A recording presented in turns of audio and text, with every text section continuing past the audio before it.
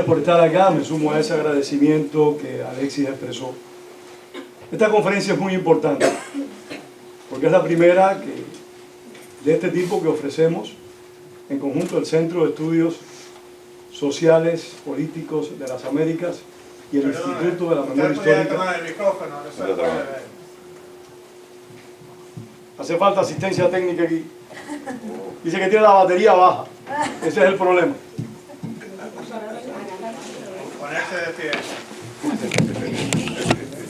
Decía que esto es un acontecimiento importante para todos nosotros porque nos va a generar nuevas expectativas. Cada ponente tiene 20 minutos exactos. Yo le voy a avisar cuando tenga 18 minutos hablando y los 2 restantes son en serio, exactos. Aquellas personas que vayan a hacer preguntas, y no quiero que nadie se ponga bravo, son preguntas. Aquí no hay democracia, ¿estamos claros? Ni hay censura, pero no hay abuso de la palabra. Si alguno quiere hablar algún día en un foro de los que organicemos, nos pide permiso y nos dice una idea y organizamos el foro. Pero los ponentes son ellos. Por lo tanto, el que vaya a hacer una pregunta que tiene todo el derecho del mundo, tiene que ser una pregunta concisa y directa. Que nadie se ponga bravo, pero si no hacemos así, María Urizar, el doctor Jaime Susliqui y el centro más nunca nos vuelva a prestar estas instalaciones. Por eso tenemos que ser severos. Así que por favor, los ponentes, 20 minutos y las preguntas de ustedes muy breves y muy precisas.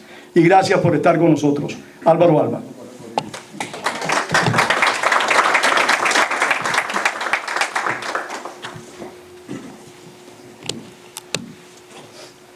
Bueno, buenas noches y muchas gracias, Pedro, por haberme invitado para participar en esta conferencia.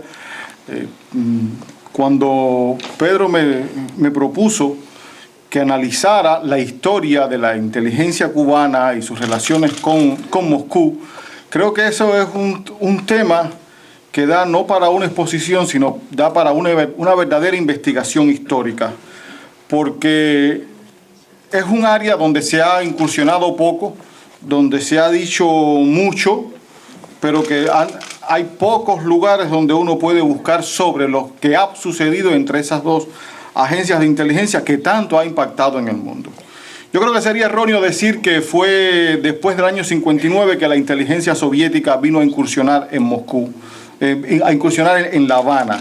Antes de que Castro llegara al poder, La Habana había recibido enviados del Cominter que fundaron el Partido Comunista como Fabio Grobat, y cuando ocurre el atentado a Trotsky en el año 41, es que los que cometieron el asesinato van a refugiarse en La Habana, excepto Ramón Mercader, que cae preso, pero la madre de Mercader, Caridad Mercader, Leopoldo Arenal, Leonid Eitingon viajan hacia La Habana y se esconden en La Habana.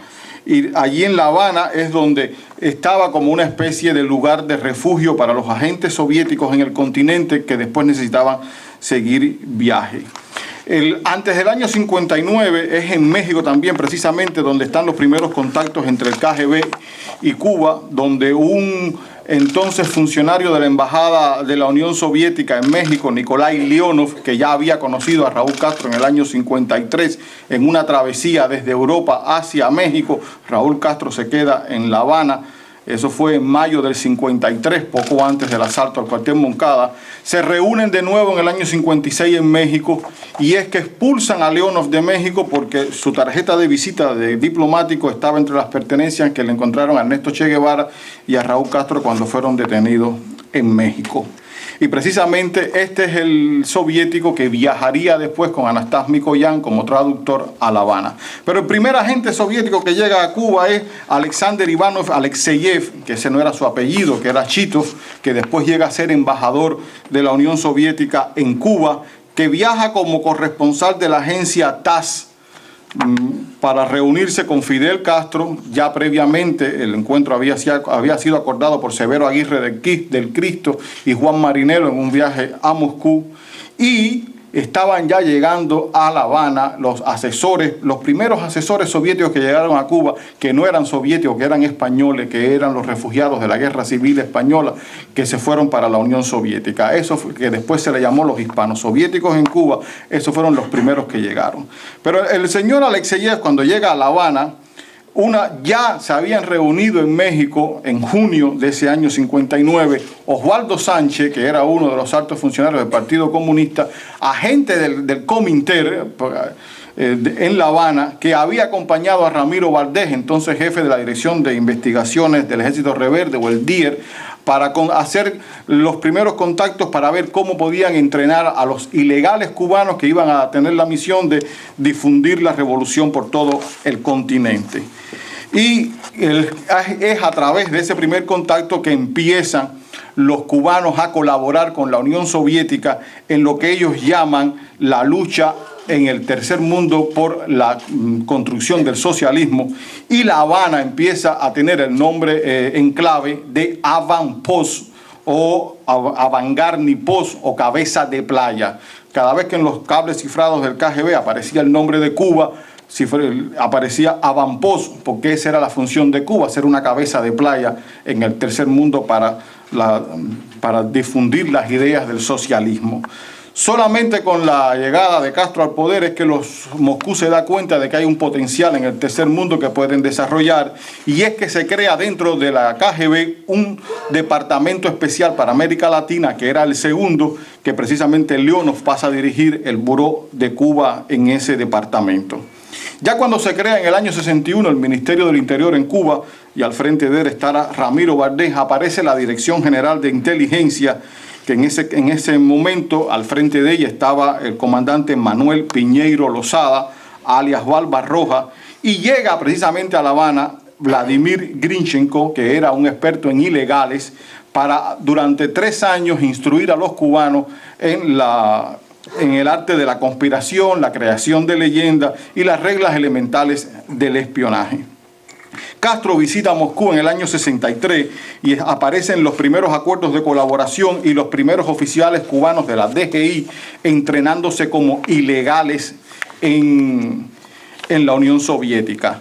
La mayoría de ellos primero salían a Praga, de ahí a Moscú y desde la capital checa hacia cualquier lugar del mundo. La estancia de Ernesto Guevara en Praga, antes y después del fracaso de su misión en el África, es una de las muestras de este tipo de trabajo, como su trayectoria hacia Bolivia, que pasó por Moscú, por la República Checa, para entrar en el país con un pasaporte uruguayo.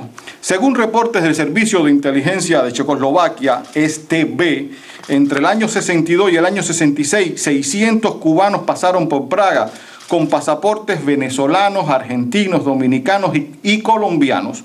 Todos los pasaportes eran originales. Lo falso era la identidad del que lo presentaba. En la DGI se crea una estructura que se llamaba la Dirección de Liberación, con 3 departamentos: Caribe, América Central y América del Sur. Y la misión era la exportación de la revolución hacia el continente. Aunque en este caso Moscú no estaba de acuerdo con esa teoría, ellos sí participaban y cooperaban en ese envío.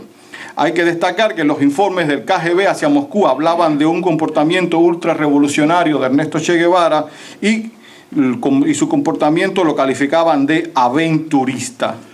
La salida del Che Guevara hacia Bolivia, la no participación, el apoyo de Moscú a esa aventura, demuestra cuál era la posición, en este caso, del KGB y del Kremlin. Hay una página que ensombreció las relaciones, pero fue temporal, entre el KGB y la DGI, que fue la microfracción, el proceso del año 68, donde entonces Manuel Piñeiro Lozada acusa al jefe de la residentura de Moscú en La Habana, Rudolf Petrovich Splianokov, de participar o reunirse con los miembros de la microfracción. Eso motivó que el embajador Soldato fuera llamado a Moscú y que temporalmente cesara la colaboración. Eventualmente, un año después, cuando Castro reconoció públicamente y apoyó la invasión a Checoslovaquia, regresó un nuevo embajador. Piñeiro Lozada es destituido y llega José Joaquín Méndez Comiche como jefe